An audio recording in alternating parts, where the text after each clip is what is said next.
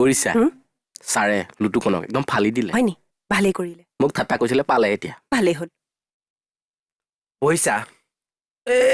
অথনি ছাৰৰ ওচৰত কিহৰ লিষ্ট দিছিলা সেইখন মই বোলো অথনি লিষ্টখন যে দিছিলা কিহৰ লিষ্টনো ৰিছা অথনি ছাৰৰ ওচৰত আমাৰ বীৰ বিক্ৰমে কি লিষ্ট দিছে গম পাইছা নাই চাহ ভাত কাপোৰ 20 নকৰিবা লুটু